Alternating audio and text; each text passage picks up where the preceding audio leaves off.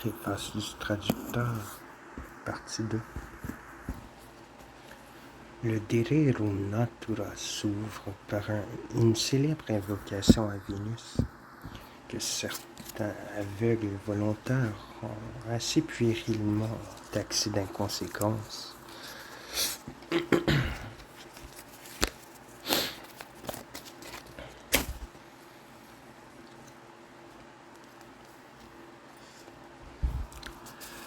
Lucrèce a choisi pour muse une déesse à laquelle il ne croit pas plus qu'à Cybèle ou à Neptune. Il a été déterminé par de puissantes raisons patriotiques et philosophiques. Vénus était regardée par les Romains comme la mère et le symbole de leur race.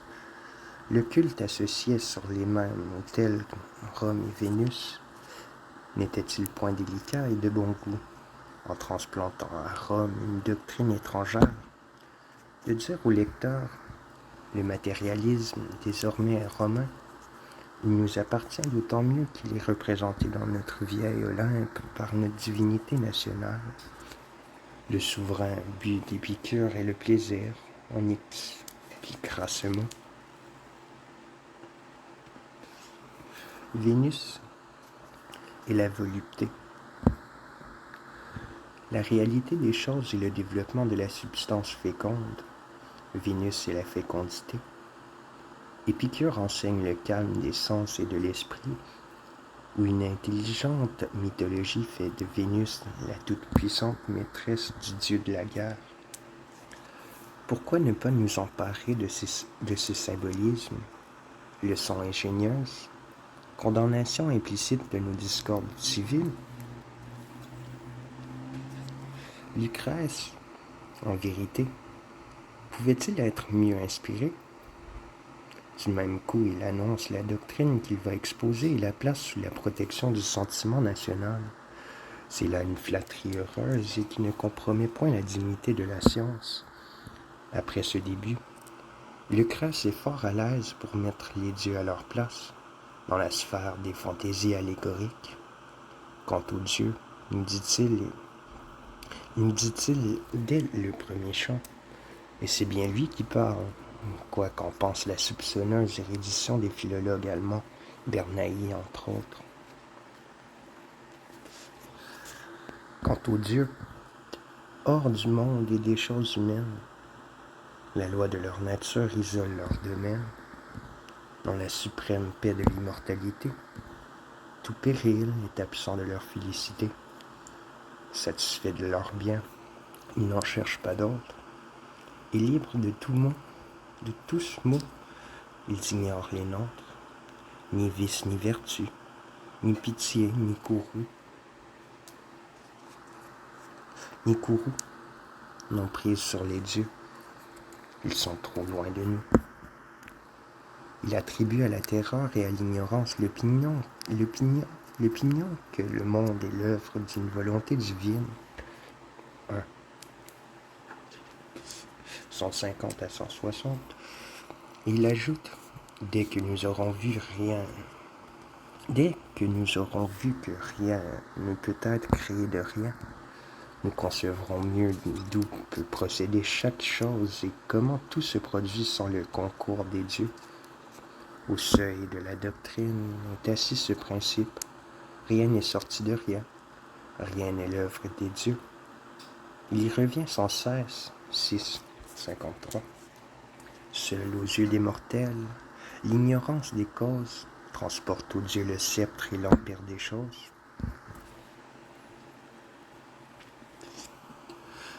Et au livre 2, 167 et suivant, quelque ignorant croit que la nature de la matière n'est point capable, sans la direction des dieux, de conduire avec une régularité si sage, si conforme à la logique humaine, le cours changeant des saisons. Il suppose que tout est l'œuvre des dieux, mais il me semble aussi loin que possible de la vraie méthode. Et d'abord, sans chercher les principes des choses, est-ce que les imperfections de la nature ne suffisent pas à écarter l'hypothèse d'une origine divine? Tu ne peux absolument croire, 5, 157 à 187, qu'une partie quelconque de l'univers renferme les saintes demeures des dieux. Dire que les dieux ont voulu disposer la nature en vue de l'homme, qu'il faut louer sans cesse cet ouvrage divin et le traiter d'éternel, c'est de la folie pure. De quel usage pourrait être à ces immortels, à ces bienheureux, notre reconnaissance? De quel prix assez grand pour qu'ils créassent quelque chose à cause de nous? Puis, quel mal y avait-il pour nous à ne pas exister? Celui qui est né, quel qu'il soit, veut demeurer en vie tant que le plaisir l'y engage. Mais celui qui n'a point goûté à la coupe de la vie, celui qui n'est pas entré en compte, est-ce qu'il se plaint de n'avoir pas été créé? Au reste, qui aurait pu donner aux dieux l'idée des choses et des hommes? Comment aurait-il su ce qu'il voulait faire et deviner la force des éléments premiers ou leur puissance de combinaison si la nature elle-même n'eût été là pour leur montrer l'échantillon de son travail créateur? Par l'éternel loisir du calme insoucieux, où vous vivez, Dieu saint, par vos âmes sereines, qui de vous aurait pu, prenant en main les rênes, diriger l'infini, somme des univers, faire à la fois tourner les cieux et les éthers, et verser aussi long le feu qui les féconde, qui, présent à toute heure, en tout lieu, sur le monde, abaissant le manteau ténébreux des vapeurs, viendrait troubler les airs de soudaines clameurs. Souvent pour écraser son propre autel en poudre, on fuirait au désert pour essayer la foudre. Or, arme qui porte à faux et dans les coups, passant, à côté du pervers, abattre l'innocent. L'attaque est bien dirigée. Lucrèce redouble, 6, 386 à 421.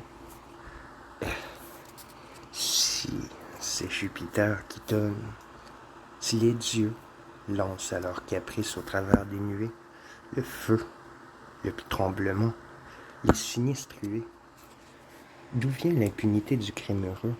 Pourquoi, au flanc troué du monstre oublié par la loi, ne font-ils pas vomir la flamme vengeresse, sévère renseignement à l'humaine paresse? Tandis qu'enveloppé dans ce lien de mort, l'innocent, l'homme au cœur sans reproche, se tord, brusquement abattu par la foudre, et proteste contre l'aveuglement du tourbillon céleste. L'ampleur du style accuse encore les piquants de la raillerie. Lucrèce ne croit pas aux dieux, c'est là facile à voir, même sans bonne volonté. L'effet inactif, c'est-à-dire inutile, c'est-à-dire ridicule et vide de sens. Il aurait pu les nier, mais il a mieux aimé les traîner tout le long de son livre, augmenter leur inanité de tout le travail de la substance, et les faire figurer au triomphe de la nature des choses. De temps en temps, il montre en eux l'allégorie, l'invention humaine, et à ce titre, il consent à employer leur nom.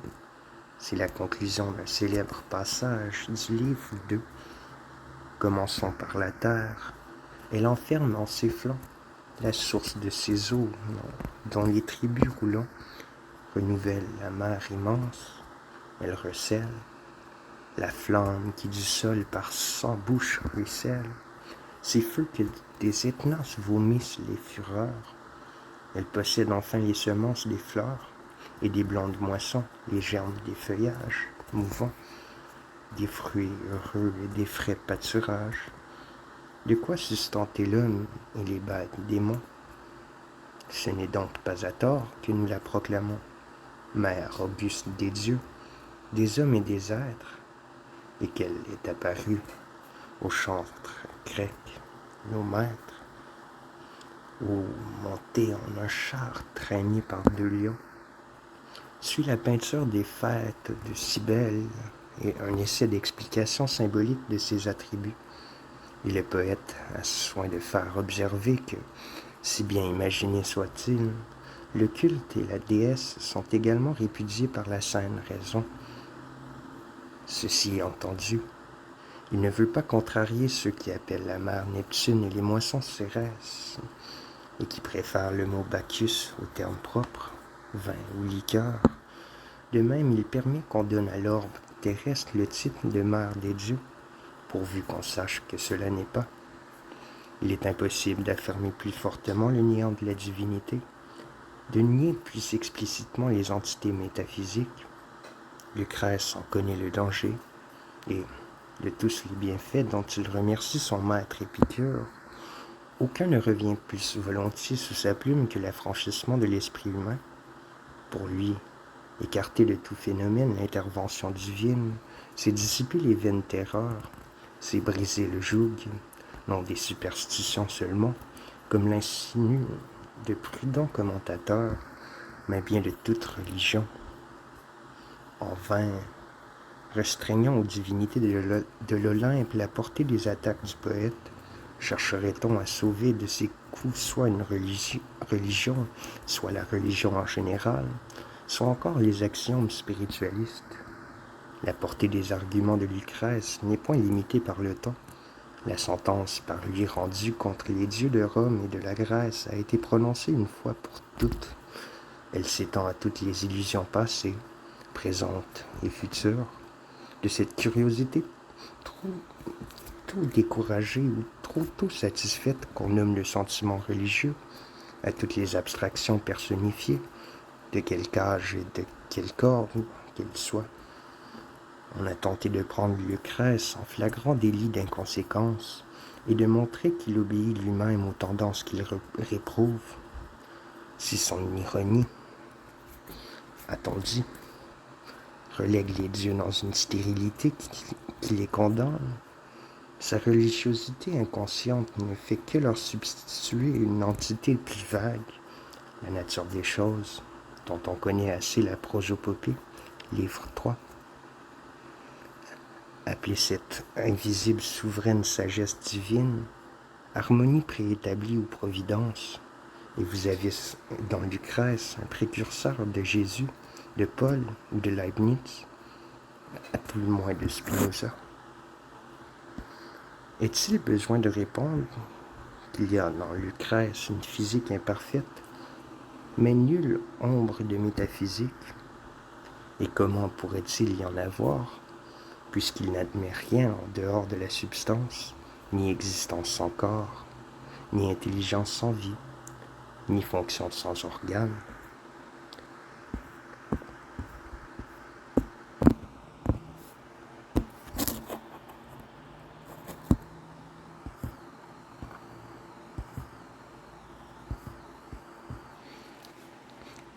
Quant à l'activité impersonnelle, qu'il attribue souvent à la nature, cette affaire de métaphore, pure poésie, inconsciente,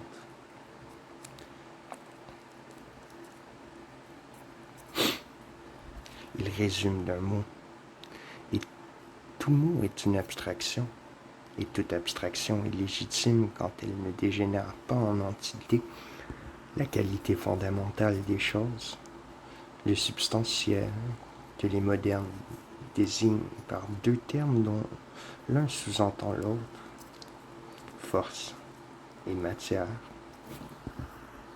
La religion rend toute science inutile ou périlleuse.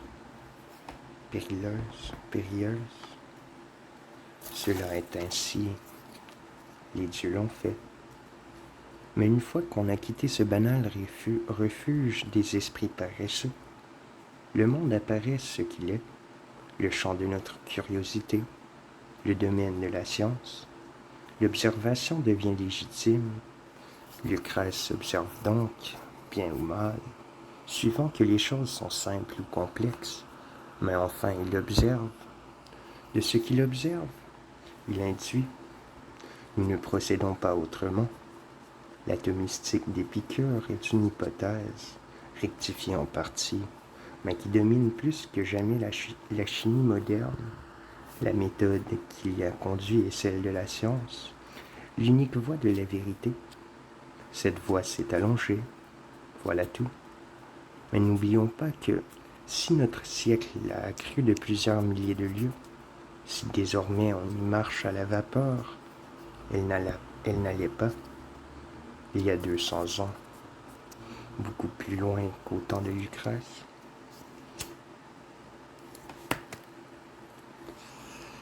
Le fait premier, le point de départ de la philosophie sérieuse, c'est l'évidence des corps, la certitude de la véracité de nos sens.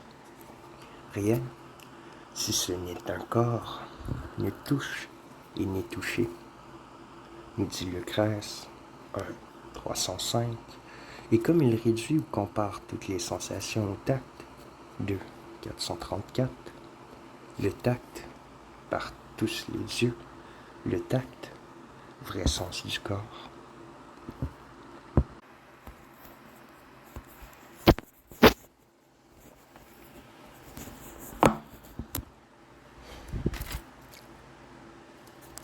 Son aphorisme équivaut à ceci.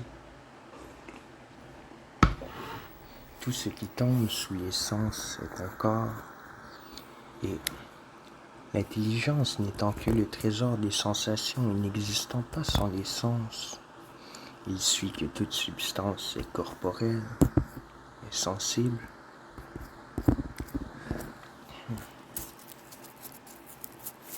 Il est d'ailleurs parfaitement puéril de mettre en doute l'existence des corps. Ce genre de pyrrhonisme est du domaine de la comédie. Et Molière, n'en déplaise à certains matérialistes mystiques, l'a pour toujours réduit en poussière sur le dos de Marpurius. Le corps, l'objet des sens, la substance enfin se manifeste à nous en même temps que notre propre personne qui l'imite, et leur réalité est inséparable de la nôtre. C'est la base de la certitude, autrement, ou appuyée, quoi que ce soit du témoignage de la raison, puisque la raison procède des sens. L'existence des corps admise et démontrée.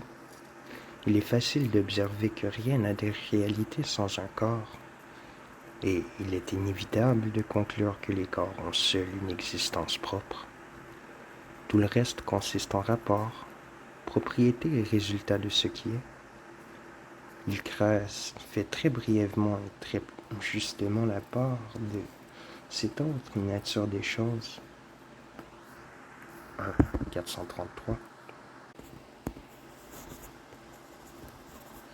Le positivisme n'a pas inventé l'immanence, mot plus terrible que la chose. Lucrèce fait très brièvement justement la part de cette nature des choses. Lucrèce nomme immanent ou inhérent tout ce qui ne peut être isolé d'un corps sans cesser d'être.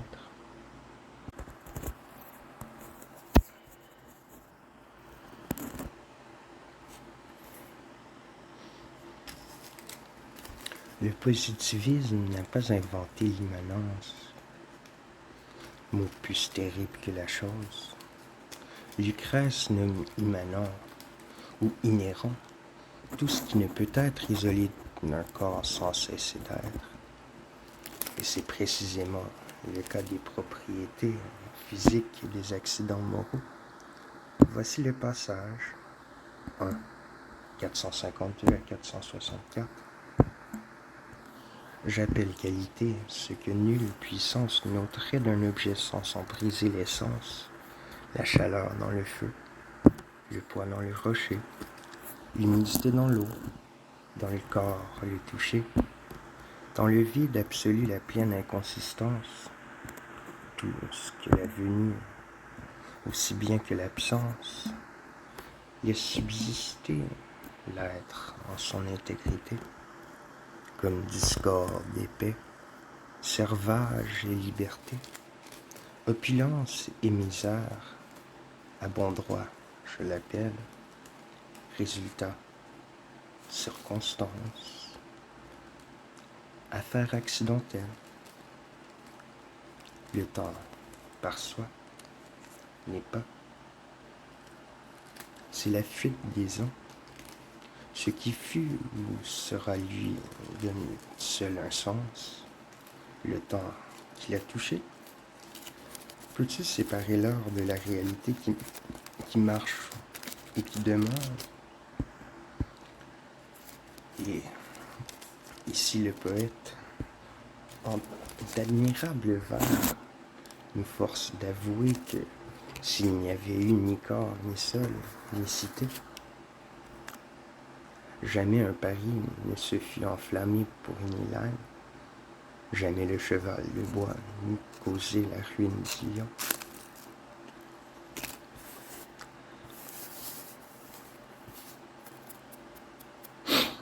Il faut donc refuser aux faits, simple rapport, cette réalité qu'ont le vide et le corps, et les corps, manifestation du mouvement éclose. Ce sont des accidents de l'espace et des choses. Il nous semble que cette distinction entre le monde des corps et celui des faits, absolument subordonnée au premier, est une vue de génie et la lumière de la philosophie. Elle écarte un de ses écueils métaphysiques où ensombrer les Kant et les Hegel. Maintenant, comment se comportent ces corps qui ont seuls une réalité substantielle et se désagrègent? Ils périssent en tant que forme, mais rien ne diminue dans l'univers de 66. La nature résout chaque chose en ses éléments, de sorte que rien de fondamental ne périt. 1, 216. Les diverses combinaisons de ces éléments dont la substance est immuable résistent dans leur intégrité, jusqu'à ce qu'elles rencontrent une force supérieure à celle qui les maintient. Rien ne retourne au néant. La décomposition reverse dans le grand tous les éléments de chaque chose. 1, 24, 1, 241, pardon, 200 à 265. Pour qu'une chose naisse, il faut qu'une autre meure. La mort nourrit la vie, et l'univers demeure. Ainsi, enfin, la matière peut être éternelle, et les corps périssables. Rien ne naissant de rien. 1, 151, 206, 266. Il faut que tout provienne d'éléments déterminés et se manifeste là où les conditions de son existence se trouvent réunies. 1 à 166. Mais quels sont ces éléments, dont plusieurs peuvent être communs à beaucoup de corps, comme les mêmes lettres à des mots différents? 1 à 137. Est-ce le feu seul, comme le fut Héraclite, l'air, l'eau, la terre, comme d'autres l'ont supposé? Sont-ce deux de ces prétendus éléments combinés? Sont-ce les quatre ensemble? Empédocle penchait vers ce dernier système, 1, 636 à 717. Anaxagore admettait autant d'éléments qu'il voyait d'espèces de corps. Pour lui, le sang était homogène et composé d'une foule de gouttes de sang, les os d'une quantité de petits os. De même pour tout objet, inerte ou vivant. Lucrèce passe en revue les divers arguments et les rétorque avec une extrême précision. Ayant constaté que tout être qui change s'anéantit, et que tout composé d'éléments muables est sujet à la mort, il en conclut que l'univers, sous peine de renaître chaque jour du néant, ce qui n'est guère possible, doit reposer sur des corps immuables. Quelles sont, maintenant, les conditions nécessaires à l'existence des agrégats? Lucrèce les ramène à une seule, le mouvement. 2, 132. Les éléments premiers se meuvent par eux-mêmes. Prima moventur enim per se primordia rerum. Tout est dans les alliances et les mouvements divers. 1, 820, 846. Lucrèce revient sans cesse sur cette vérité, aussi évidente à ses yeux que l'existence d'éléments immuables.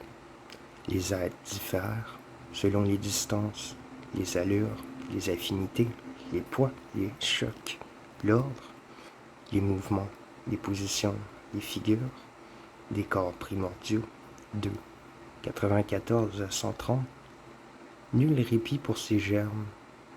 Lorsqu'à travers la nuit d'une chambre fermée, le soleil glisse et lance une flèche enflammée, regarde et tu verras, dans le champ du rayon, d'innombrables points d'or, mêlés en tourbillons, former leur rang, les rompre, encore, toujours, sans trêve, et livrer un combat qui jamais ne s'achève. Tu conserveras alors quel infini hasard, berçant les éléments dans l'étendue épars. Et ailleurs, 1020, ce n'est certes pas par un design préconçu, par la réflexion d'un esprit sagace, que les éléments des choses se sont coordonnés. Ils ne sont point convenus par traiter de leurs mouvements respectifs, partout, à jamais, poussés par des chocs innombrables, s'essayant à tous les genres de mouvements et de combinaisons. Ils arrivent enfin à ces agencements qui constituent l'ordonnance présente des choses. Il faut bien que la force de la matière soit infinie comme elle. 5, 417, 432. On connaît la belle démonstration de l'infini dans l'espace. 1, 957 à 982. Mais d'abord, quelle route, environnant le monde, en marquerait le tour pour être limité? Il faudrait que le monde eût une extrémité. C'est au-delà des corps qu'est situé leur terme. Or, rien ne se conçoit que l'univers n'enferme, rien qui soit au-delà de la totalité. Le monde, évidemment, n'a point d'extrémité. Il n'importe en quel lieu l'observateur se place, un pas ou 1000 pas n'entre rien à l'espace. L'infini se dérobe et n'est pas entamé. Mais prenons que l'espace est un cercle fermé, court à l'extrême bord de sa rive dernière et lance un trait, ou bien l'impulsion première, va le porter au but où l'adresse est à main, ou quelque obstacle va lui barrer le chemin. Choisis, car tu ne peux sortir de ce dilemme dans les deux cas, où donc est la limite extrême, que ta flèche rencontre un obstacle au début, ou bien qu'elle passe outre et vole jusqu'au but. La fin que tu cherchais t'échappera de même. Va, place où tu voudras le rivage suprême. Je t'y suis. Tire encore. Tu tireras en vain. Toujours devant le trait reculera la fin. Et c'est une entreprise infinie, où la fuite, sans cesse, accroît le champ ouvert à la poursuite. Il n'y a ni haut, ni bas. Point de fond, où se rassemblent et d'où partent les éléments. L'espace est sans borne, de 89 à 92. Aussi n'est-il pas vraisemblable, de 1051 à 1081, quand de toutes parts s'étend l'infini, et que d'innombrables germes volent éternellement, poussés par des mouvements sans nombre, qu'il ne se soit formé qu'une terre et qu'un ciel, les nôtres, et que tant d'éléments ne produisent rien ailleurs. Bien des rencontres pareilles ont dû avoir lieu. Il y a, en d'autres régions, d'autres orbes terrestres, d'autres races humaines et animales, ciel et terre et soleil, lune, mer et tout ce que nous voyons n'est point seul de son espèce. Il y en a d'innombrables. C'est la pluralité des mondes. Admirable intuition, surtout de la part d'un homme qui, dans son astronomie enfantine, n'accordait aux astres que leur grandeur apparente, les éléments immuables, dont le concours produit toutes les formes périssables, sont nécessairement solides et indivisibles. C'est l'unité suprême, ultime, sans fraction. Si la moitié de la moitié a encore sa moitié, et ainsi de suite, le petit sera aussi infini que le grand, et l'élément dernier égal à l'univers, 1, 611. D'ailleurs, ce morcellement indéfini entraînera une telle déperdition de force que la nature se trouvera sans ressource contre l'anéantissement et ne pourra réparer à temps les formes incessamment désagrégées. Bien que la raison ne répugne pas à la divisibilité infinie qu'admettait Anaxagore, 830 à 846, les plus récentes théories chimiques semblent devoir confirmer l'induction de Lucrèce. Indivisible, solide, indivisible, solide. Les atomes sont innombrables, puisque l'univers, leur somme, est infinie. Lucrèce veut encore qu'il soit pourvu de diverses figures en nombre limité, et que le nombre des atomes de chaque type soit infini, 2, 334, 341 à 600. On a fort ridicularisé les atomes ronds, crochus, anguleux, mixtes, et nous n'avons pas l'intention de les défendre. L'usage qu'en fait le poète n'en est pas moins très ingénieux. C'est grâce à eux qu'il rend compte de la diversité des genres et des espèces. Il remplace pour lui nos corps simples, dont chacun est composé de molécules identiques entre elles, irréductibles l'une à l'autre. Si la physique et la chimie consentaient à parler un instant la langue de Lucrèce, elles pourraient, sans préjudice notable pour la science, reconnaître qu'une soixantaine de types ou de figures atomiques président aux diverses combinaisons de la substance. Il y a ainsi dans Lucrèce un certain nombre d'hypothèses que l'observation scientifique n'a point justifiées, mais qui n'en gardent pas moins une valeur relative. Elles ont été rectifiées, non supprimées. Telle est, au fond, la fameuse théorie de la déclinaison des atomes, 2, 216 à 293. Ce n'est en effet, sans démonstration suffisante, que la vibration ou l'ondulation, par laquelle nous expliquons aujourd'hui les combinaisons moléculaires, les phénomènes caloriques et lumineux,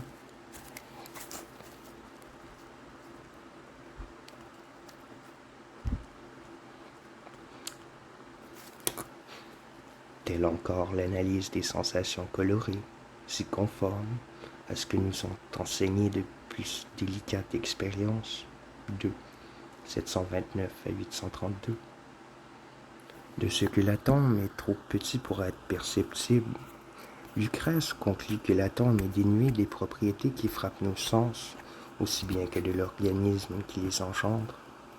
Corpuscule insensible et insensitif, l'atome produit le monde sensible et vivant par ses figures diverses et ses mouvements sans nombre. Les aspects des choses ne sont que des rapports entre nous et certains groupes de matière, de même que le son et que l'odeur. La couleur est un attribut des corps en mouvement, et surtout des corps éclairés. Loin d'exister par elle-même, elle n'est qu'un résultat de la lumière, laquelle n'est qu'un rapport déjà complexe. Citons encore une de ces conceptions fausses qui, chez Lucrèce, tenait la place d'hypothèse aujourd'hui généralement adoptée. C'est une de celles que le poète affectionne le plus, et pour elle, il combat avec persistance des maîtres tels qu'Héraclite, Empédocle et Anaxagore. Il faut avouer que, de son temps, son excellente argumentation le rendait sans réplique. Il s'agit de ce vide absolu, infini comme la matière, dont Lucrèce remplit les interstices des choses, libre et pur milieu auquel les corps doivent leur élasticité, leur densité diverse, carrière sans borne ouverte à l'activité universelle, au premier abord, il semble que Lucrèce, moins heureux ici que dans son explication du temps, attribue à l'espace, c'est-à-dire au rapport abstrait des positions occupées par les corps, une existence propre et réelle. Et il est bien vrai qu'il ne s'est point gardé de cette erreur. Il croit à l'étendue en soi, mais il y croit parce que les faits, tels qu'il a pu les observer, lui en démontrent la réalité. Tout ce que nous expliquons aujourd'hui par l'électricité et par la raréfaction de certains corps, il explique, lui, et avec beaucoup de vraisemblance, par les doses inégales de vide contenues dans la trame des êtres, le plaisir qu'on éprouve à suivre ces ingénieuses déductions, 1, 330 à 440, doublera si l'on veut bien oublier le terme impropre qu'il applique à l'un des plus grands désidérates de la science. Il est convenu aujourd'hui que le vide n'existe pas. On sait que l'espace est au corps, ce que le temps est au fait, un rapport, une abstraction de notre cerveau. Mais nous n'en sommes pas moins forcés d'admettre entre les choses et dans leur tissu, puisqu'aucune molécule n'en touche une autre, ce libre milieu supposé par Lucrèce, où Lucrèce a vu le vide, c'est-à-dire rien, nous plaçons quelque chose, mais ce quelque chose équivaut à ce rien, bien plus, ce quelque chose est au-dessous, au-delà de rien. Il est plus subtil que le vide le plus parfait obtenu par nos machines pneumatiques. Il est impondérable, au vide lucrétien substitué par la pensée l'éther de nos savants. Et Lucrèce sera ici au courant de la science contemporaine. Des atomes innombrables, indivisibles, insensitifs, déclinants ou vibrants, pourvus de divers types immuables et de mouvements infiniment variés, agents de la matière sans borne et sans fond, autour des corps et dans les corps constitués par les combinaisons de ces atomes. Un milieu impondérable, pénétrable en tous sens, espace absolument libre, le vide ou l'éther, d'un côté, la substance en mouvement, de l'autre, sa carrière. Tels sont les deux principes dont le concours éternel forme, maintient, défait et reconstruit les formes passagères de la somme universelle, sans commencement et sans fin. Tels sont les éléments d'une conception du monde, si large et si vrai dans son ensemble qu'elle enferme et domine encore toute la science et toute la philosophie. Si, de la conception générale du grand tout, nous venons à ce que Lucrèce pensait de notre univers terrestre, nous retrouverons, mêlés à des erreurs singulières, les mêmes intuitions de génie qui, d'observation nécessairement incomplète, s'élèvent jusqu'à la divination de la vérité. Ce fut d'abord un concours d'éléments divers et de groupes dont les densités variées supposèrent la terre, l'eau, l'air, les astres, lambeaux igniés qui volent dans les régions supérieures, 5, 433 à 509, emportés par le courant de l'air, régulier et alternatif comme celui de l'océan. Ce monde ainsi constitué par le simple jeu du mouvement atomique, Lucrèce le parcourt avec la témérité d'une ignorance presque totale, mais aussi avec la prudence de la sagesse qui attend tout de l'expérience. Le Soleil, 5 à 565, fait-il le tour du monde en passant sous la Terre? 5 à 655, 659. Ou bien se reforme-t-il tous les jours à l'endroit où nous le voyons se lever? 5, 702. Le poète hésite, en cherchant comment un si petit corps peut éclairer et échauffer le monde. Il devine presque la vibration du rayon à travers les couches atmosphériques. 5, 592 et 2, 149. Il dit que la Lune emprunte au moins une part de son éclat au Soleil. 5, 703. Il accueille le pignon qui fait de la lune une pelote, puis là, lumineuse pour nous d'un seul côté, 5, 711 à 720. Quant aux météores, ces grands faiseurs de Dieu, si l'on explique imparfaitement la production, il sait du moins que ce sont des effets naturels de causes également naturelles. Il constate en vers magnifique que le tonnerre tombe des nuées lorsqu'elles courent en grand nombre et sont battues du vent, 6, 95 à 100. Il sait aussi que l'éclair et la foudre même, et qu'on le voit avant d'entendre le tonnerre, parce que la lumière voyage beaucoup plus vite que le son. C'est des sombres amas de la nuée épaisse, non des flocons légers, dans un ciel pur et pâle, que la foudre jaillit, qui n'a de toutes parts vu les brumes presser leurs bataillons funèbres, qui n'a cru bien souvent que toutes les ténèbres allaient, quittant les bords des fleuves des enfers, remplir les profondeurs des cavernes des airs.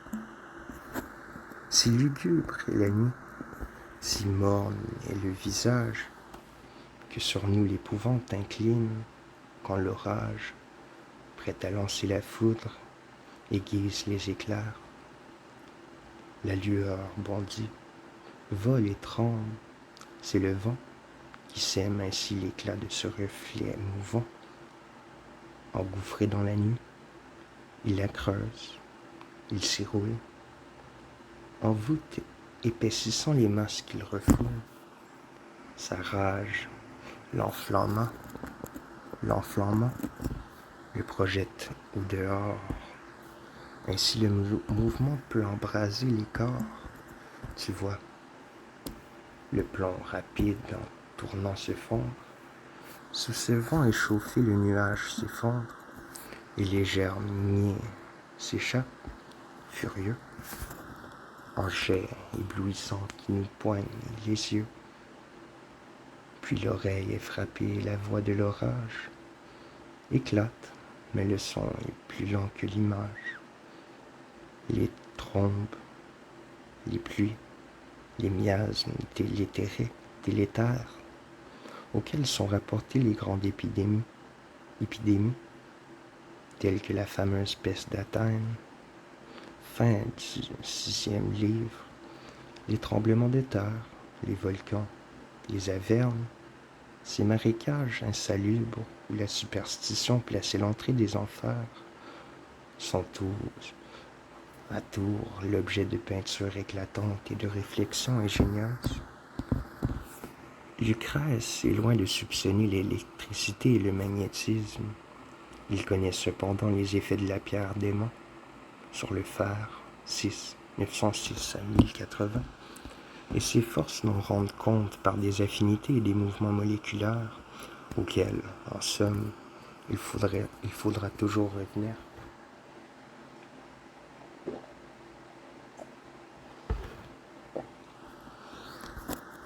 Un phénomène qui l'a frappé et qu'il comprend très exactement, c'est l'égalité constante du niveau des mers. Le volume des eaux marines ne s'accroît pas. Pourquoi? Tout d'abord, le soleil boit l'onde. Nous voyons les tissus d'eau trempée séchés par ses rayons, sa puissante chaleur au même instant visite. Les surfaces de mer sont nombre et sans limite, si peu qu'il en aspire en chaque région, sur un si vaste champ, l'évaporation totale se mesure à l'ampleur du volume, joint-ci ce que le vent peut emporter d'écume, en balayant les flots. Dans une nuit, souvent, les chemins inondés sont séchés par le vent,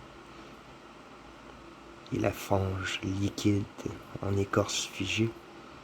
Songe aussi que les eaux dans la nuée est chargée, qu'elle disperse sans pluie au gré des équillons.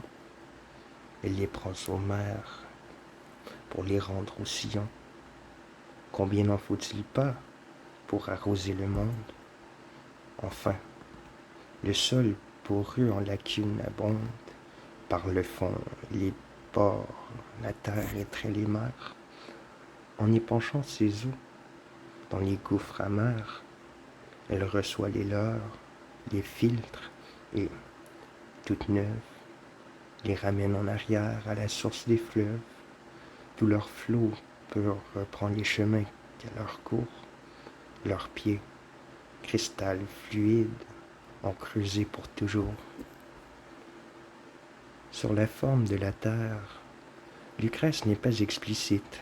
Il emploie souvent le mot orbis, mais bien qu'il admette que le soleil puisse circuler sous elle, il n'imagine pas qu'il soit sphérique. Aussi se refuse-t-il, en beau vers, 1, 1051 à 1066, à reconnaître la possibilité des antipodes, et il est fondé, puisque les attractions mutuelles engendrées par la pesanteur sont l'être clause pour l'astronomie de son temps. Il pénètre presque toujours les vérités générales. Il ne peut atteindre aux vérités partielles. L'analyse ne vient qu'après la synthèse. Pour que la Terre, dit-il, se soutienne au milieu de son univers, il faut que son poids décroisse peu à peu. Il faut qu'elle ait, en dessous, une autre nature accommodée aux régions aériennes où elle est assise. Ainsi les membres de l'homme ne lui pèsent pas, tandis que le moindre poids étranger le gêne souvent. Tant il importe quelle chose est adjacente à telle autre. Ainsi la Terre n'a pas été soudain apportée, jetée du dehors dans son atmosphère, conçue dès l'origine avec tout son univers. Elle en est partie intégrante, comme nos membres le sont de nous-mêmes. Cet équilibre est contrarié par les tremblements de terre, sorte de frisson causé par des vents souterrains, 6, 592, et par les volcans, fièvre de ce vaste corps, 6, 656. On dirait des maladies, tempérées par les eaux de la mer qui, bues par le soleil, retombent en nuages dans les fleuves et reprennent incessamment la voie une fois tracée à leur course liquide, 6, 636. La Terre, 2, 346 à 666, 5 à 794, renferme ou reçoit dans son atmosphère tous les germes de ce qu'elle porte. Elle est la mère des êtres, la vraie Cybèle. Les animaux ne sont pas tombés du ciel. D'abord parurent les végétaux, comme le duvet d'une forte jeunesse, 5, 785, puis vers les animaux qui s'en nourrissent, et les hommes. Lucrèce croit à la génération spontanée, 5, 797. Les exemples qu'il cite témoignent d'une profonde ignorance en fait d'histoire naturelle, mais sans que la force de ses raisons en soit ébranlée. En effet, la génération spontanée, au moins initiale, est incluse dans la négation d'une volonté créatrice. La Terre a perdu sa fécondité première. Pourquoi non?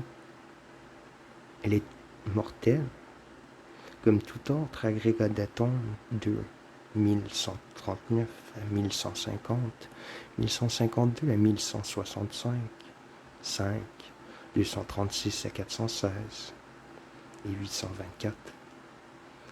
Le temps n'est plus sous partout des milieux favorables sollicités à naître les formes et les espèces vivantes, où la sève coulait des pores du sol comme le lait du sein d'une mère vigoureuse, 5, 805, 835 à 875. L'air tiède aux nouveau-nés servait de vêtements. Sur le lit onduleux de l'épaisse verdure, la terre leur offrait la douce nourriture.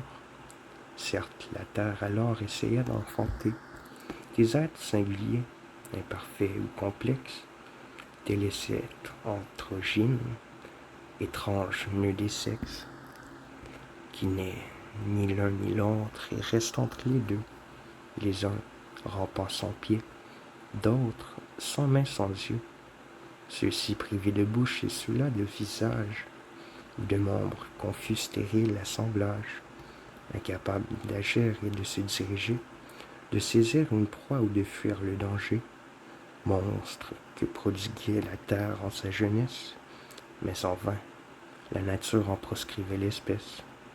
Que des formes son nom durent s'éteindre avant de transmettre à des fils le principe vivant, celles qui jusqu'à nous se sont perpétuées, le doivent aux vertus dont elles sont douées.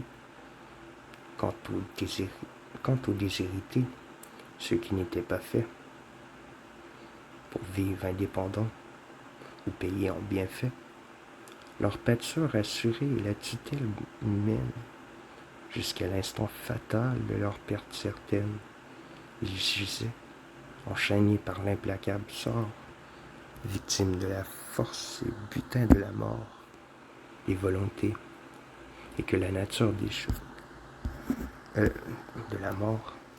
Ne croit-on pas entendre Darwin et Haeckel? N'est-ce pas là le struggle for life, le combat pour la vie et la sélection naturelle? Ainsi la terre a produit tout ce qu'elle porte. Ainsi l'homme est apparu sur ce sol où il rentrera. Il s'est manifesté là où se trouvaient rassemblées et prêtes les conditions de sa vie particulière. Pourquoi? Question oiseuse à laquelle croit répondre l'invention d'une volonté divine, comme si l'attribution d'un fait à un Dieu avait plus de valeur que la constatation du fait lui-même.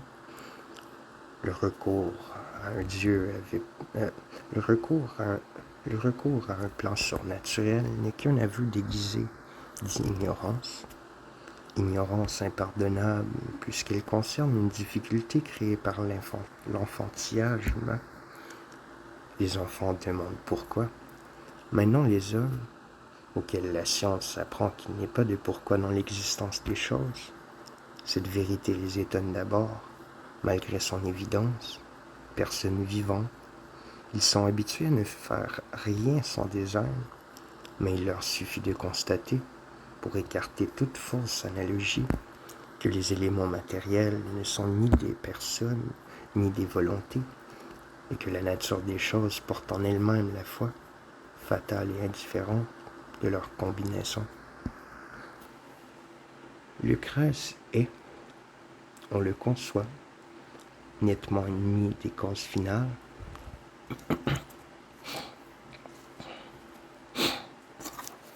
Il recommande à son élève d'éviter cette vicieuse erreur qui consiste à dire « les yeux ont été faits brillants et transparents pour que nous puissions voir. Les jambes et les cuisses ont leur tête émanchée dans des jointures flexibles pour que nous puissions lever le pied et courir. Les bras ont été attachés solidement à l'épaule et les mains, ces deux servantes, pendent à nos côtés pour que nous puissions satisfaire aux nécessités de la vie, et ainsi de suite.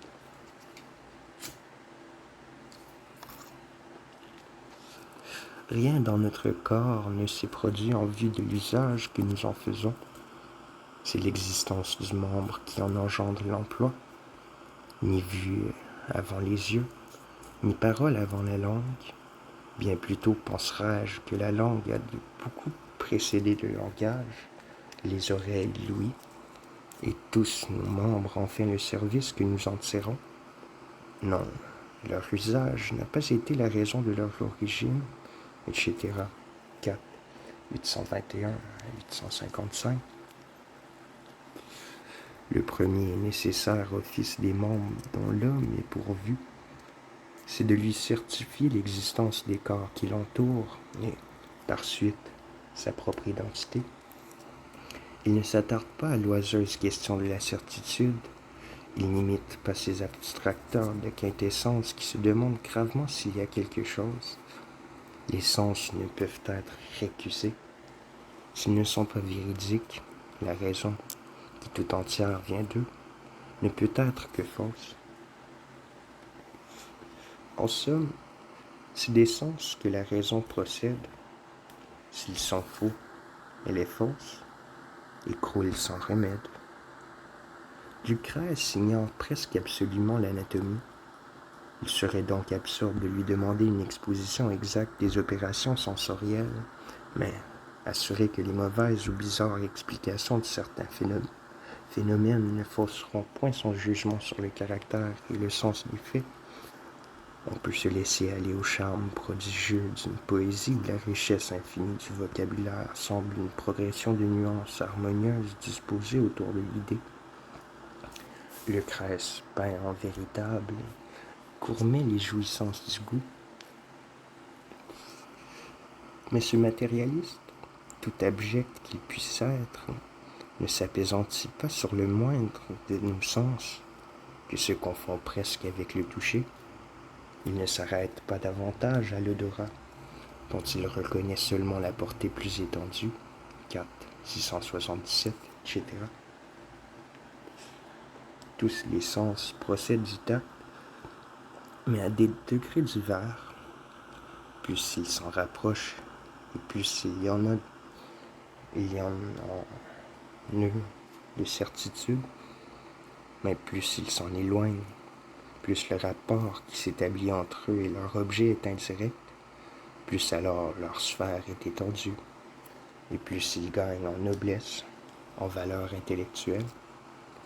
Tels sont l'ouïe et la vue surtout, à laquelle nous empruntons les noms de la plupart des actes du sensorium commun de l'esprit. Lucrèce y applique toute son attention, sans en pouvoir découvrir le mécanisme. Mais combien il s'approche de la vérité? La langue, dit-il, articule, et la disposition des lèvres et des dents façonne la parole, qui est chose corporelle et traverse l'air, se déformant plus ou moins selon les obstacles et les distances. 4, 555. En précisant un peu cette donnée ingénieuse, nous arriverions aisément à la transmission d'un mouvement aérien par des vibrations d'ondes sonores. Aussi n'y a-t-il guère à reprendre dans l'explication de l'écho, ce jeu des collines et des rochers, qui se renvoie dans les vallons solitaires des lambeaux de phrases et des refrains perdus. Rien de plus brillant que les vers consacrés à la vue. 4, 324, 455. L'effet du soleil sur les yeux éblouis de taches colorées.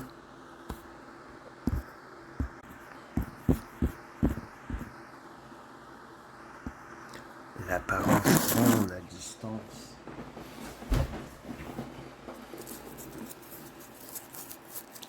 Des tours qui ne le sont pas. Cette ombre qui nous suit en imitant notre allure et que la lumière efface au fur et à mesure sans pouvoir le supprimer. Le navire en marche, immobile pour ceux qui l'emportent, les astres, regardés comme fixes, bien qu'ils soient toujours en mouvement, les colonnes des portiques, continuant de tourner aux yeux des enfants qui viennent à faire une pirouette, les agencements de la perspective, la rame rompue par le miroir de l'eau, tous les phénomènes extérieurs de la vision semblent ainsi prodiguer, sans l'épuiser jamais, le trésor des expressions charmantes et saisissantes. Nous savons que les images se forment sur notre rétine. Lucrèce l'ignorait. Il les place en dehors, à peu près comme Platon faisait des idées. Il existe pour lui des simulacres, pareils à des pellicules impalpables, détachées du contour extrême des objets et qui, voltigeant ça et là, conservent l'apparence et l'empreinte des choses qu'ils ont émises. Ainsi les vapeurs, les fumées, les parfums s'exhalent des eaux, des flammes et des fleurs. Ainsi, du vélarium agité par la brise, tombe sur l'amphithéâtre un mobile reflet de pourpre, enveloppant la scène et la salle, vestale et sénateurs et statues des dieux. 4, 70 à 81. Ces simulacres, ces reflets, Qui peut en nier la réalité? La surface de l'eau ou du métal, un miroir, les arêtes au passage. 4, 105. Allons, poète, il n'y a plus qu'un mot à dire, mais tu ne le dis pas, faute d'avoir deviné que l'œil est un miroir conscient. Lucrèce rejette en dehors de nos sens dans l'air les opérations qui se font en nous. Il n'y a pas, croit-il, que des images directes. Il en est de médiates, fournies par des combinaisons spontanées, à peu près comme les figures variées des nuages, 4, 130 à 143. Celles, par exemple, qui terrifient nos esprits, en la veille ou dans le songe, ces fantômes, ces apparences de ceux qui ne le sont plus.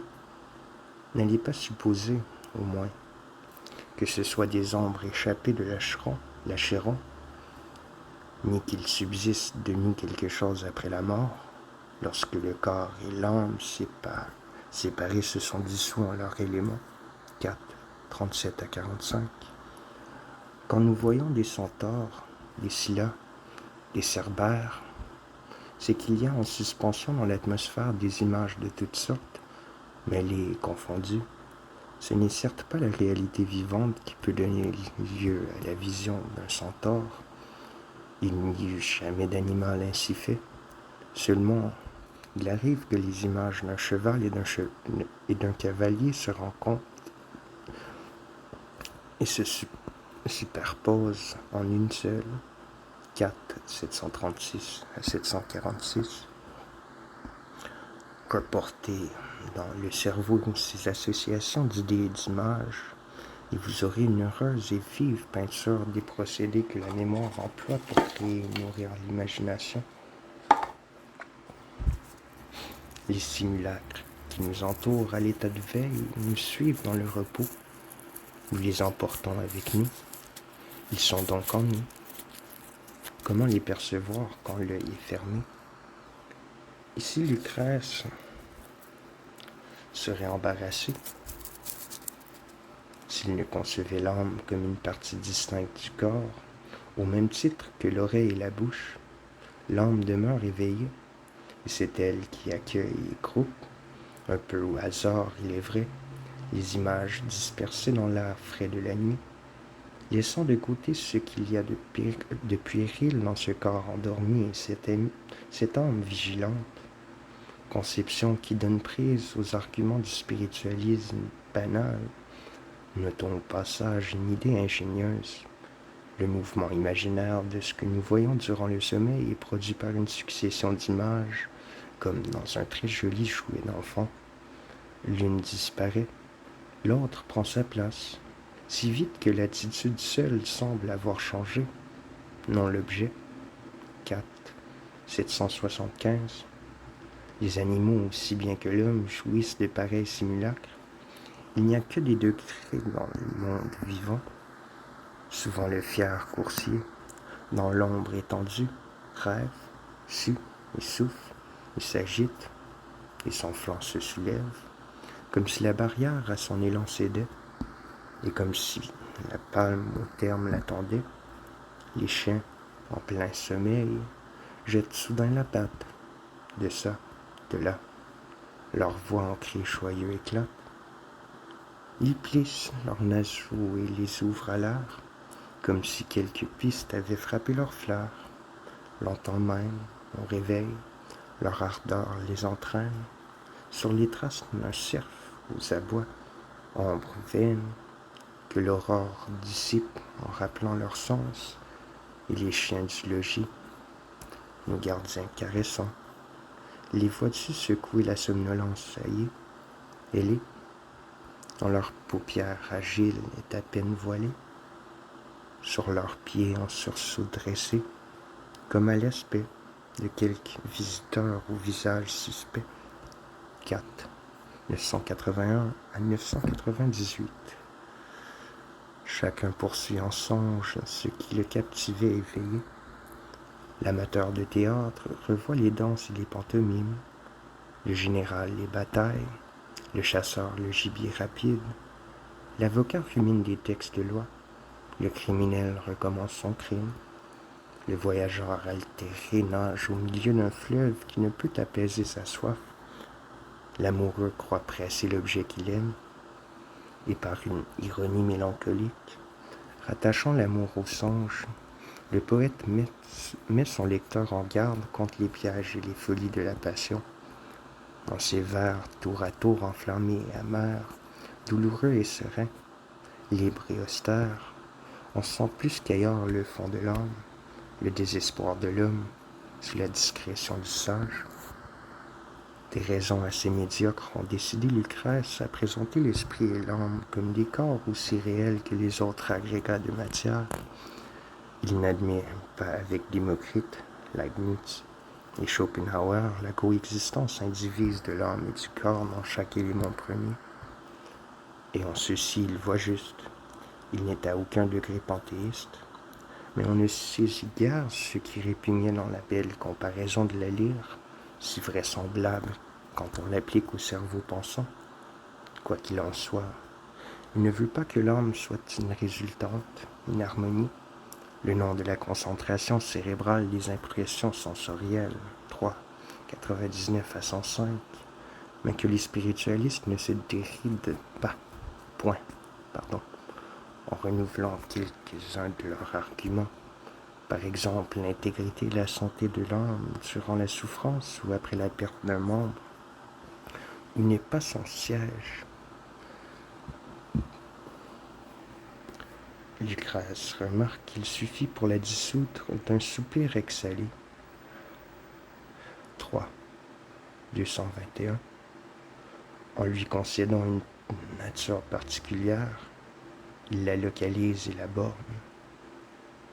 Notez que la substance dont il la compose est corporelle, périssable, analogue à celle de la vie, faite d'un peu de souffle, de chaleur, d'air et d'autres atomes nommés aussi impondérables que l'éther de nos physiciens, puisque son départ ne semble pas diminuer le poids du cadavre. 3. 221. Cette âme qui est un attribut de tout être animé, naît, grandit, décline et meurt avec le corps. Ces atomes se dispersent comme les autres. En tout cas, l'homme, fait de corps et d'âme, cesse d'être quand le groupe qui constitue sa personne est désagrégé. Écoutez, spiritualiste, ceci s'adresse à vous, et jamais vous n'avez répondu. Pour qu'on supposât l'âme immortelle, il faudrait ou bien qu'elle se souvînt d'une existence antérieure, ou bien que, spécialement créée pour chaque vivant, elle fut insinuée toute faite, complète, immuable. Et cela à quel moment? 3. 777. Lors de la conception, sous peine d'avorter? Idée bouffonne.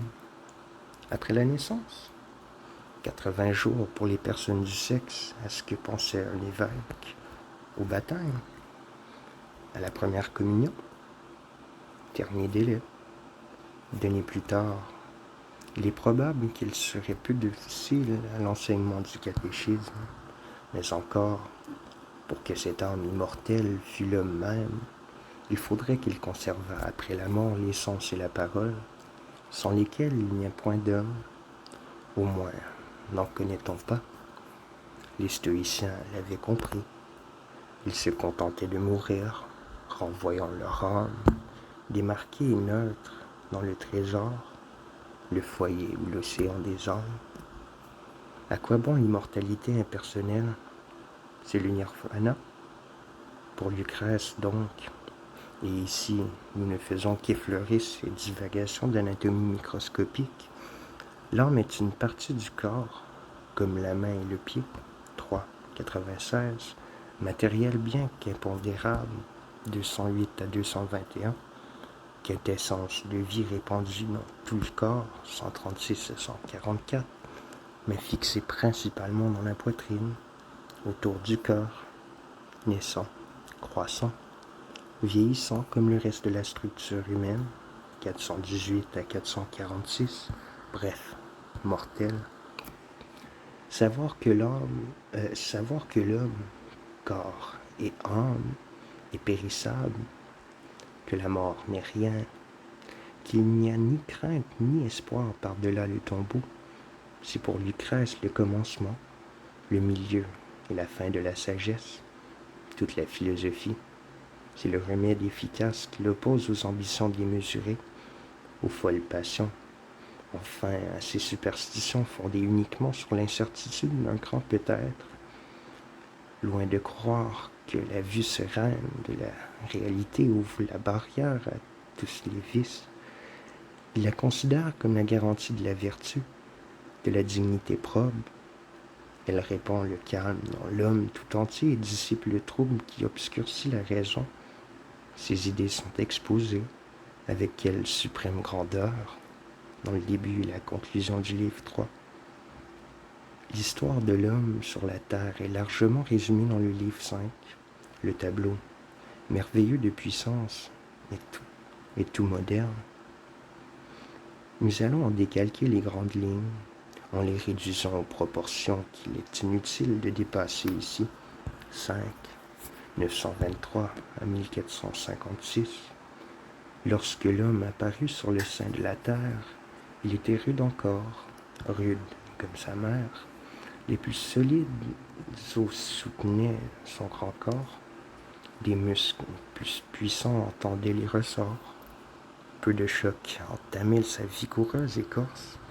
Le chaud, le froid, la faim, rien n'abattait sa force. Des milliers de soleils l'ont vu, nus sous le ciel.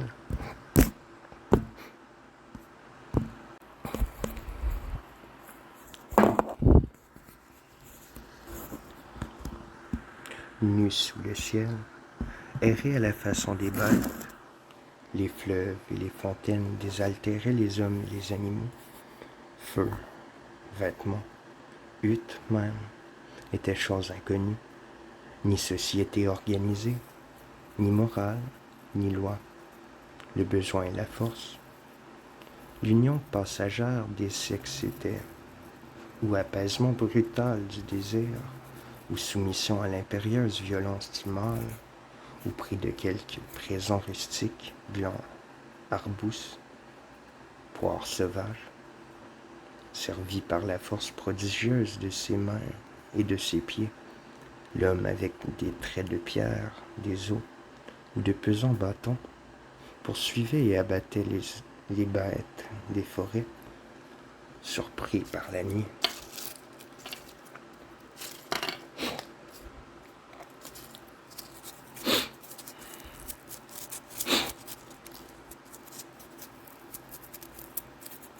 Il se couchait nu sur la terre, s'enveloppant d'herbe et de feuillage. Encore dormait-il d'un sommeil inquiet, exposé à céder sa couche à de terribles hôtes, les sangliers ou les lions.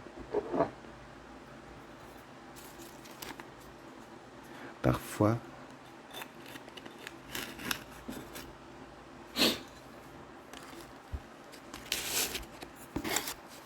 happé par son ennemi,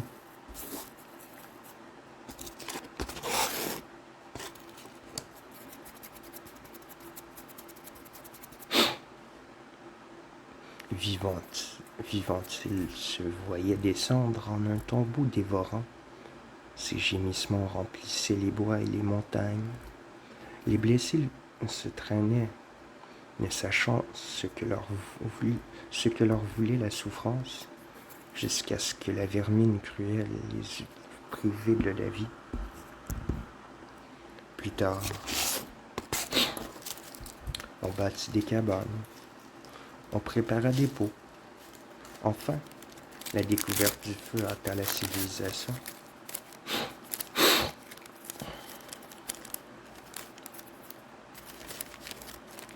D'où nous vient ce bienfait? De la foudre ou des embrasements spontanés, le choc des vents?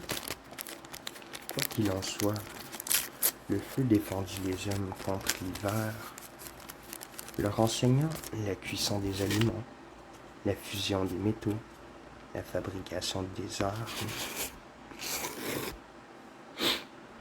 et des outils.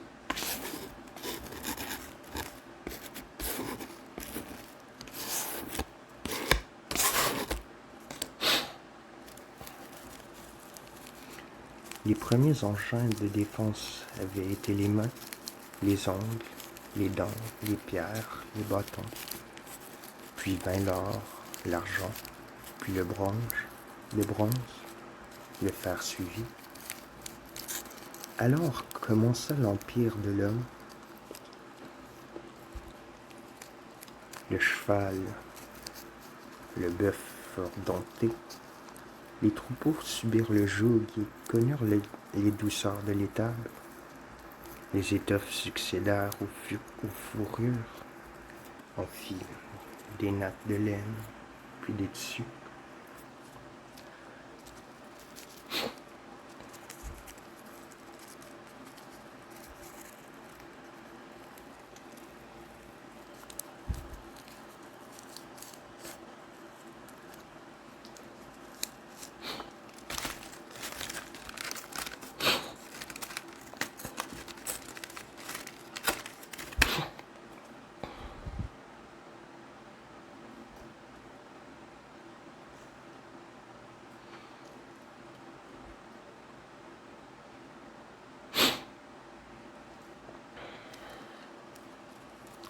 La maison avait créé le champ, la propriété, les lois.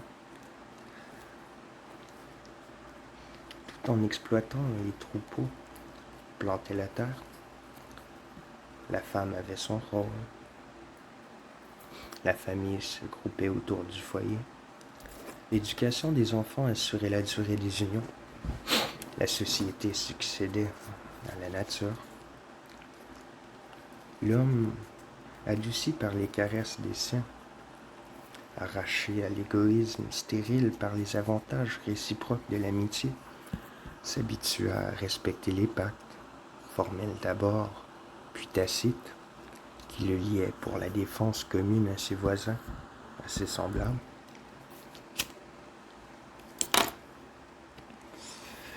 De là, les fédérations particulières, l'hospitalité, puis les cités et les nations.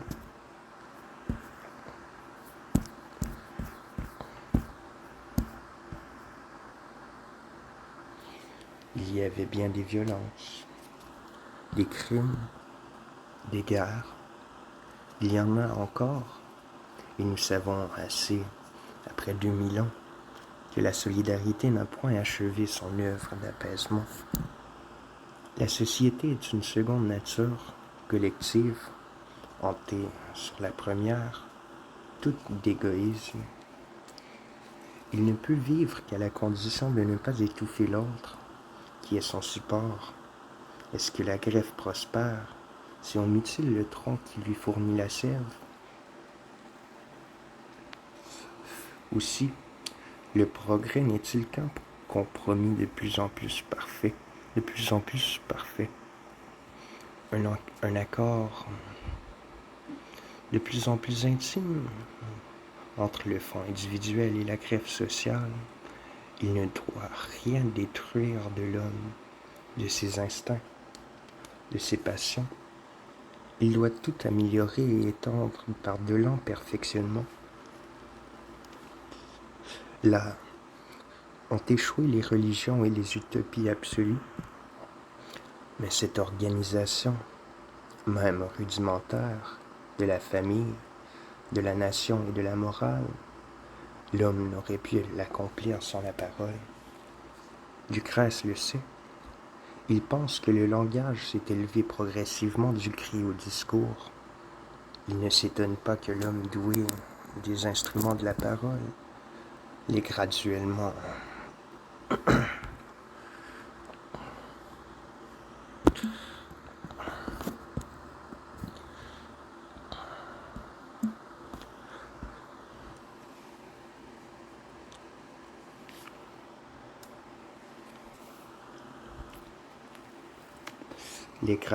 émise, articulé, fixé, régularisé.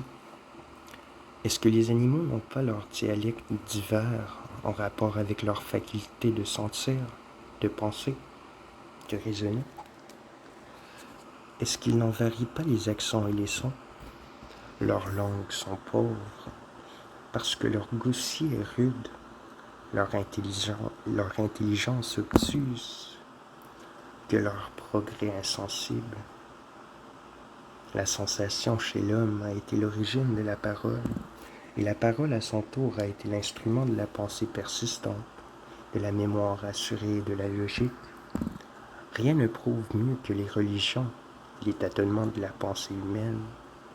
L'étonnement et la curiosité de l'ignorance enfantèrent les dieux, d'abord dispersés dans l'univers entier partout où l'esprit se heurtait au mystère, puis groupés dans le ciel où sont les astres, refuge de la divinité qui recule et s'évanouit devant la science. Ô misérable espèce humaine, s'écrie le poète, quand tu as attribué tes passions, tes caprices et tes rancunes à ces fils de ton illusion, que de gémissements et de larmes tu nous préparais. Est-ce qu'il y a de la pitié dans l'adoration d'une pierre voilée ou d'une statue, dans les prosternements et les sacrifices sanglants? La sagesse, c'est la sérénité croissante en face de l'univers.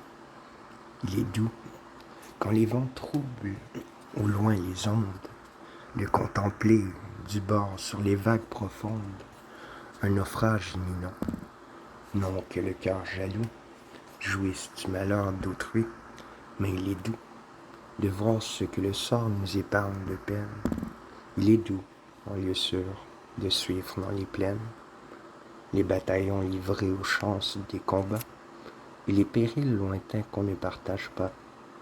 Mais rien n'est aussi doux que d'établir sa vie sur les calmes hauteurs de la philosophie, dans l'impassible fort de la sérénité, de voir par son chemin l'errante humanité, chercher, courir, lutter de force et de génie, consumer en labeur la veille et l'insomnie, monter de brigue en brigue aux échelons derniers, et s'asseoir au sommet des choses, sous nos pieds. Il ne faut point dissimuler que la sérénité de Lucrèce est mêlée d'une dédaigneuse tristesse, la source de la joie et la source des pleurs.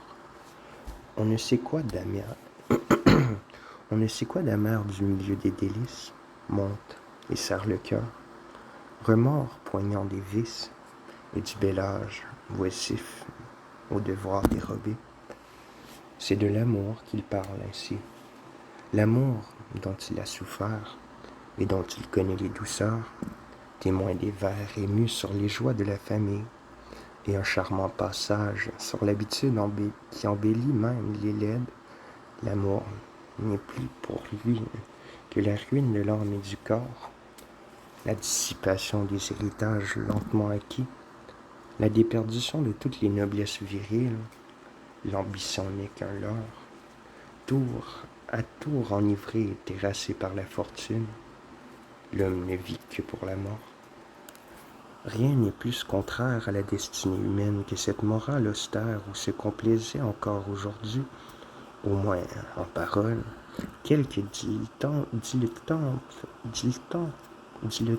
honorables qui placent l'or au-dessus de l'action.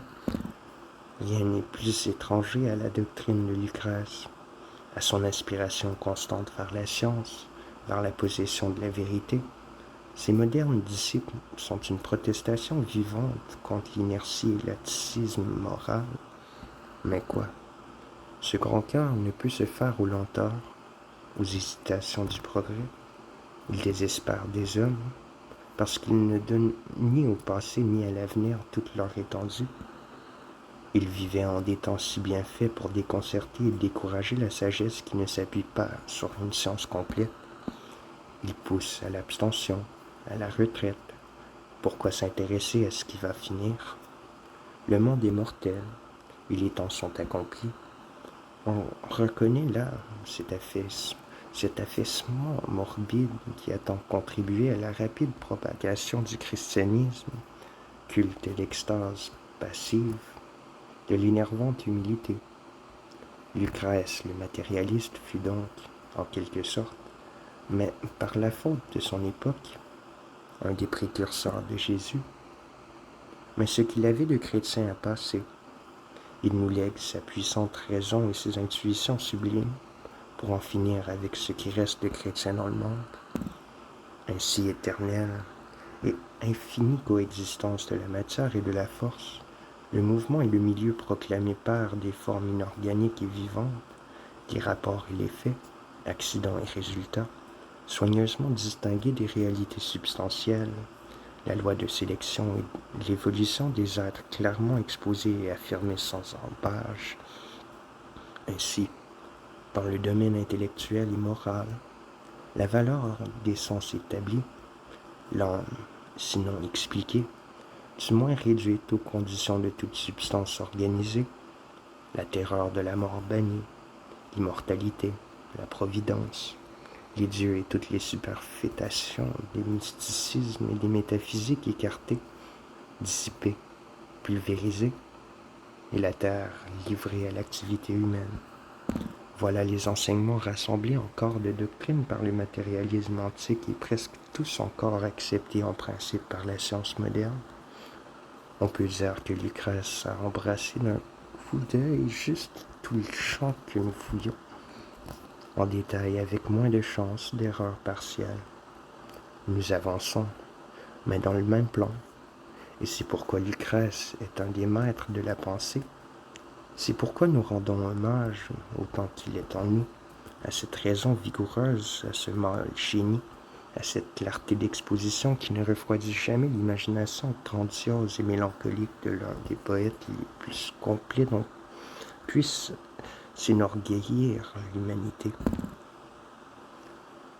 Mais les passages que nous avons cités ça et là, suffisent-ils à faire deviner la grandeur de cet artiste incomparable?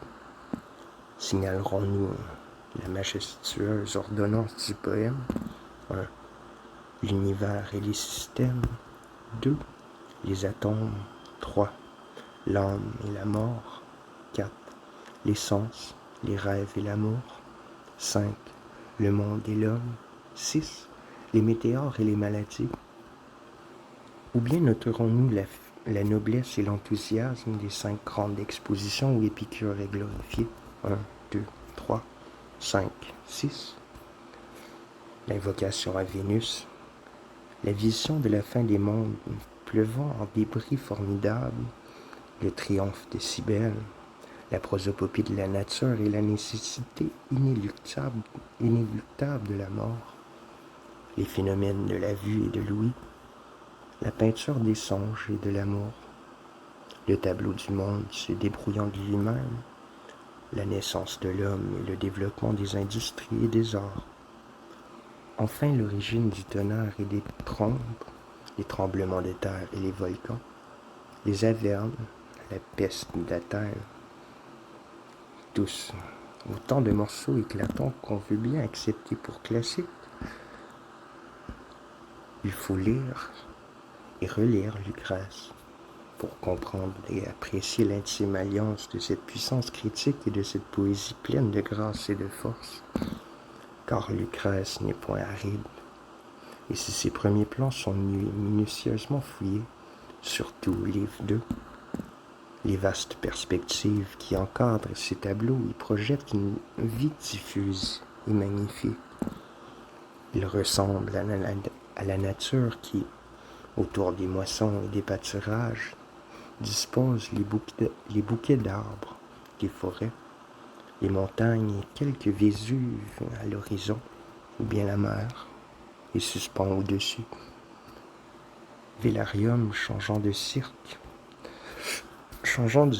où la science abat les 100 têtes renaissantes de la sottise, le ciel doré des étés, la tendre grisaille des automnes, la grande toile bleue, où les vents luttent contre les nuages et le jour contre les ténèbres.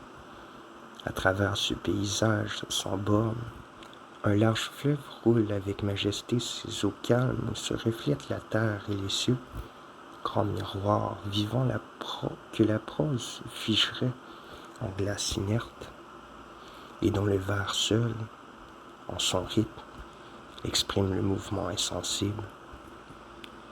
Au lieu de faire tâche sur le terrain solide et froid de la démonstration, les accès lyriques et les intermèdes charmants se fondent harmonieusement dans la mouvante peinture et apparaissent ce qu'ils sont en réalité, des accidents naturels que le fleuve lucrétien rencontre et transfigure en son cours. Grande leçon aussi pour notre art mièvre que ce poème immense de plus de 7000 vers. Il est bon de mettre en présence, d'un côté, la mesquinerie contemporaine qui confine la poésie dans les menus sujets intimes et personnels, lui permettant à grande peine quelque échappée vers l'histoire et le drame, de l'autre, la largeur antique, ouvrant à l'inspiration, et toute grande, les portes de la science, de la morale, du grand art. Les lecteurs d'aujourd'hui ont le souffle court. Ils ne savent que butiner dans un recueil. Les anciens savaient concevoir. Ils savaient lire et relire. C'est pourquoi leur poésie est solide, durable, majestueuse. C'est pourquoi la nôtre est fugitive et morcelée. Les anciens louaient Solon et les mnémiques d'appliquer aux idées abstraites une forme précise et vivante. C'est qu'ils savaient que la poésie est une personnification, un anthropomorphisme des idées et des choses. Et nous l'avons oublié. Lucrèce a bien fait, pour eux, sinon pour nous, d'écrire en vers la doctrine de l'expérience et les hypothèses fondées sur le savoir du temps. Comme philosophe, Lucrèce est notre contemporain. Comme poète, souhaitons qu'il le redevienne, il faut qu'il le soit. Et maintenant, comment traduire ce poète? Comment traduire les poètes? La question peut sembler épuisée, mais elle n'est pas résolue. Les uns, comme Voltaire, excluent la traduction en prose. Les autres, et parmi eux, le plus récent interprète de Lucrèce, exclut la traduction en vers. M. Ernest Lavigne la qualifie d'effort téméraire et illusoire, et il cite comme modèle du genre les Georgiques de Delille. En vérité, il n'est pas difficile, et c'est ce qui le rend dédaigneux. Pour nous, notre réponse sera nette que conciliante. On doit traduire en prose, on peut traduire en vers, c'est permis et c'est possible. On doit traduire en prose pour ceux qui ont besoin du calque littéral, les étudiants et les professeurs. La traduction en prose est la traduction pratique, mais n'y voyez pas un instrument parfait. Sa fidélité n'est pas toujours la justesse. Elle transpose le ton et la fausse. Dans Lucrèce, elle alourdit le philosophe, elle assourdit le poète. Les invocations, les métaphores hardies, les descriptions superbes entraînent la prose à des tours de force, à des éclats de voix qui détonnent dans le langage pédestre. On peut traduire Lucrèce en vers pour les délicats, pour ceux qui se soucient autant de sa couleur et de son génie que de sa pensée, pour ceux qui, sous sa doctrine, cherchent sa personne. Ce qui fait la grandeur de Lucrèce, ce n'est pas son sujet, quelle qu'en soit la sublimité, c'est lui-même, c'est l'expression dont il a revêtu ses idées, c'est cette puissance critique jointe à ce sentiment de mélancolique sérénité, à ces élans d'enthousiasme naïf. Lucrèce n'est pas seulement un disciple d'Épicure, c'est un disciple passionné, interprète consciencieux d'une doctrine qui fait le fond de la pensée moderne. Il est aussi un cœur, un artiste éclatant, une personnalité. S'il n'était qu'un philosophe, la prose pour lui serait suffisante, mais il est à la fois indissolublement un philosophe et un poète. Peut-être n'est-il pas inutile, en ce temps où l'on accuse sa méthode de dessécher l'âme et de tarir l'inspiration, peut-être est-il opportun de faire toucher du doigt, surtout aux aveugles et aux sourds, l'accord intime manifeste en Lucrèce de deux facultés qu'on prétend inconciliables, l'observation et la poésie. Ne croyez pas, d'ailleurs, que nous abandonnions le texte et que nous fassions bon marché de l'exactitude. Nous n'avons pas de goût pour les belles infidèles. Nous n'ajoutons rien en ne retranchant rien, mais nous cherchons à tout rendre. L'image, surtout, est le mot décisif, la forme et la couleur, la marche et encore l'allure. Nous proposons pour but idéal l'évocation du corps même et non le travestissement de la silhouette. Un ancien, un romain, parlant français, tel veut être le Lucrèce que nous présentons au public. Et cependant, la comparaison la plus superficielle entre notre interprétation et les versions ordinaires des différences considérables et constantes, tels traits, noyés dans le courant égal de la prose, prend dans les vers un relief inattendu. Il est détaché en vedette ou reporté à la conclusion. Telle épithète semble avoir disparu. Au contraire, il s'accuse plus fortement en verbe, en substantif, en proposition incidente. Parfois une interversion ajoute à la clarté. Certaines formules explicitives, répétées à satiété, se condensent ou se diversifient. Sont cela des concessions et, pour parler net, des délayages, des chevilles, des faiblesses? Dans notre intention, dans notre conviction, ce sont là des procédés légitimes, en tout cas voulus, pour faire sortir l'esprit de la lettre. Le mot à mot n'explique rien. C'est une dissection. Quant à nous, nous opérons en pleine vie. Quelquefois, au jugé, nous remettons la peau sur les os et les muscles, et sur la peau, le duvet, la fleur de jeunesse immortelle. C'est là l'office même du poète, la loi de toute poésie. Les exigences de la rime et du maître ne sont pas ce que pense M. Ernest Lavigne. Il n'est pas d'artiste exercé qui n'en triomphe comme il veut et quand il veut. Le tout est de ne pas se complaire à être vaincu.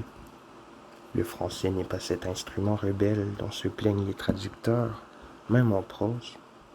Il est souple et riche en mots. Il est tellement accentué que, chez lui, l'accent inflexible entraîne ce qui le précède et dévore ce qui le suit.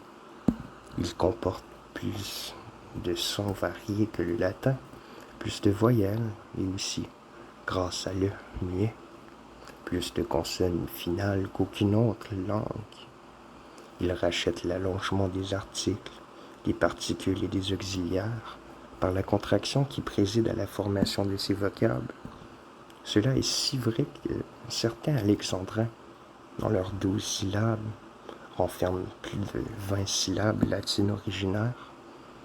Il s'établit donc le plus souvent une compensation entre l'alexandrin et l'hexamètre, à ce point que, sans avoir volontairement omis un trait ou une nuance, nous n'avons dépassé que de très peu le nombre assez considérable des vades des natura.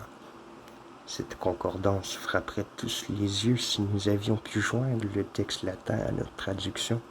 Au reste, les éditions de Lucrèce ne sont point rares, et nous nous en remettons au jugement des lettrés. Ce n'est pas un parallèle que nous imposons au public, c'est une comparaison bienveillante que nous lui demandons, sans la trop redouter. Si le lecteur veut bien ne pas exiger l'impossible, c'est-à-dire l'égalité de la copie et du modèle, 1876.